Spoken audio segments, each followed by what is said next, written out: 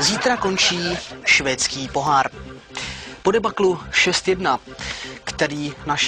který dostali od našich Rusové, a po naší prohře s domácími Švédy 3-2 nás čekal zápas s Kanadou, která je kolébkou hokeje. Proto jsme se telefonicky spojili s naším trenérem Ivanem Hlinkou. Slyšíte nás?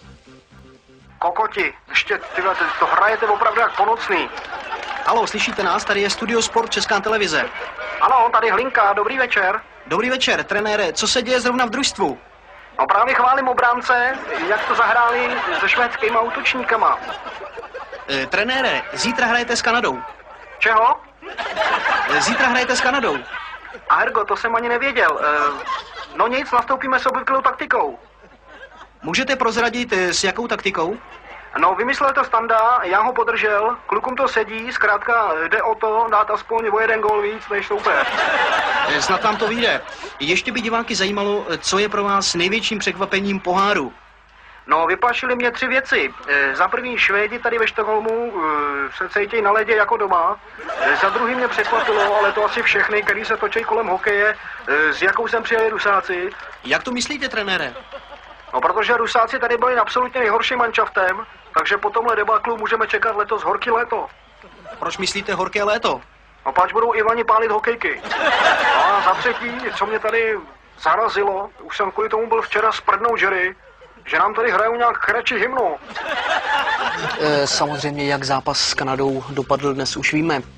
Po první třetině jsme prohrávali o branku a vypadalo to škaredě, ale do druhé třetiny jsme nastupovali jako vyměnění. A skutečně přišla 15. minuta druhé třetiny a hlavně rozhodčí si všiml, že místo Kaščáka se Štěrbanem na ledě střídali Järvele a Jalonen. I Hlinkovi bylo divné, že svým svěřencům nerozumí. Inu Finové si spletli tréninkovou plochu a nastoupili na led haly Globen. Zápas se později dohrál tak, jak má, a vyhráli jsme 8-7. Tím jsme obsadili druhou příčku za Švédskem. Mohlo být i zlato, co tomu bránilo, trenére? No hlavně obránci Švédů. A co si myslíte, že by přispělo k zásadnímu zlomu a naší výhře? No čert ví, ale stříbro je super, si myslím, no. Hlavně to ukazuje, jak jdeme s hokejem nahoru. Jsme tady všichni jako jedna velká rodina, jo. Nějaký stresy nebo hulákání, řvaní, jak jsme to leta viděli u Tichonova, to u nás prostě neexistuje, jo. A pokud nám dobrá nálada vydrží, tak jakože asi jo, z mistrovství světa povezem zlatý placky my, no. Ivane, díky za rozhovor. Není za co, no. Ty vole, zrovna tady bude nějaký Ferda opruzovat z televize, ty vole. Kurva, že vole, jeď! Přihraj mu to! Naser potom do nich!